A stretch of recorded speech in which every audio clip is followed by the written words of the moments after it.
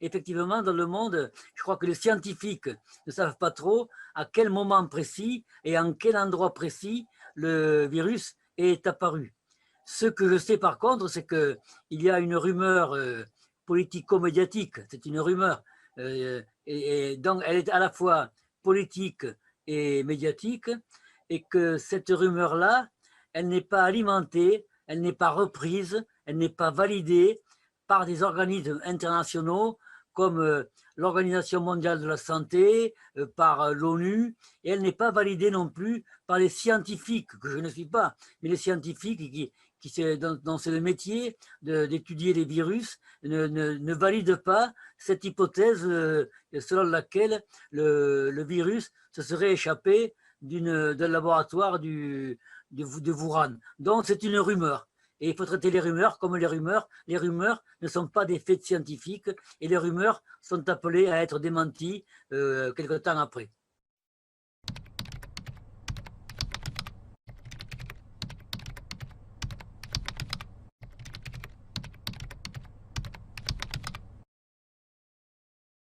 L'Occident, les États-Unis ont trouvé dans ces virus un des moyens d'attaquer la Chine.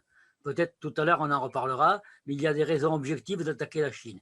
Et puis, moi, quand je vois ce qui se passe avec ce virus et avec le Wuhan, je pense à ce qui se passe avec le Xinjiang, sur lequel j'ai écrit un livre. J'ai écrit ce petit livre-là sur les Ouïghours, sur le Xinjiang, et où j'ai étudié la question. Et on s'aperçoit qu'il y a tout un tas de rumeurs politico-médiatiques aussi qui ne sont pas validées et qui sont au contraire contredites par une analyse objective, c'est-à-dire non politique des faits. Par exemple, je veux prendre un seul exemple qui va nous ramener au Xinjiang. Il y a des photos satellites qui circulent dans les médias en France et qui sont des photos satellites de camps de concentration pour les Ouïghours. Or, chaque fois qu'on vérifie ces photos, qu'on peut voir où elles ont été prises, on s'aperçoit que ce ne sont pas des photos de camps de concentration, il y a un mensonge généralisé.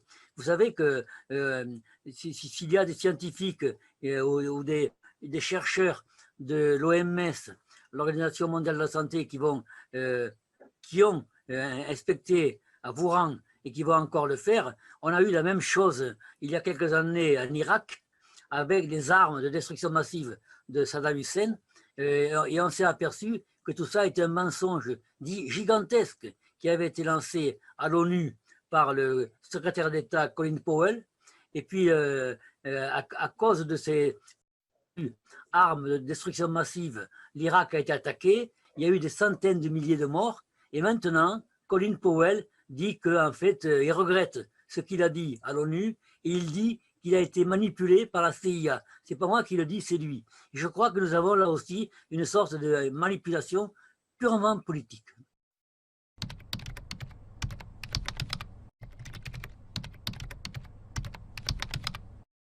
Alors l'objectif est toujours le même.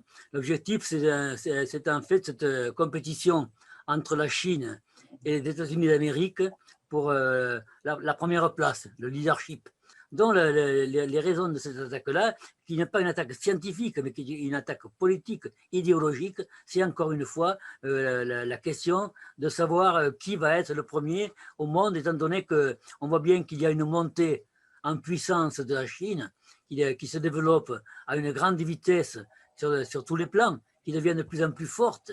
Et ça, les États-Unis ne peuvent pas le supporter. Et je crois que c'est la raison qui fait que elle est attaquée sur ce point-là, sur le virus, mais elle est aussi attaquée sur le Xinjiang, elle a été attaquée sur Hong Kong, elle est attaquée pour tout, où ils pourront attaquer. Toutes les rumeurs partent des États-Unis, et puis les médias occidentaux les reprennent, les hommes politiques occidentaux reprennent ces rumeurs sans les vérifier. En fait, c'est un combat idéologique, c'est un combat de l'Occident ou d'une partie de l'Occident à côté des États-Unis pour que ce pays conserve sa première place. Et donc, là, je sais qu'il y a eu une inspection à Wuhan avec des spécialistes de l'Organisation mondiale de la santé. Ils n'ont pas trouvé ce que les États-Unis voulaient qu'ils trouvent. Mais et je crois que maintenant, ils veulent revenir encore une fois pour chercher encore, jusqu'au moment où ils trouveront ce qui les arrange. Mais vous savez, moi, je me rappelle que quand il y a eu des inspections en Irak, pour l'inspection de l'ONU, pour voir où étaient les armes de destruction massive de Saddam Hussein, je me rappelle que le Washington Post, qui est un journal américain, a révélé que parmi ces inspecteurs, il y avait des agents de la CIA qui étaient infiltrés. Et je pense que vous allez avoir ça, vous allez avoir des gens qui vont venir inspecter et une fois et deux fois et 10 fois et toujours, et qui ne sont pas des scientifiques, mais qui sont des politiques. Et je crois que la question que pourraient poser les Chinois aux Américains, c'est est-ce que vous nous autorisez à inspecter la prison de Guantanamo? Est-ce que vous nous avez autorisé à le faire? En fait, ce qui se passe, c'est que l'Occident veut inspecter en Chine, mais ne veut pas que la Chine inspecte en Occident.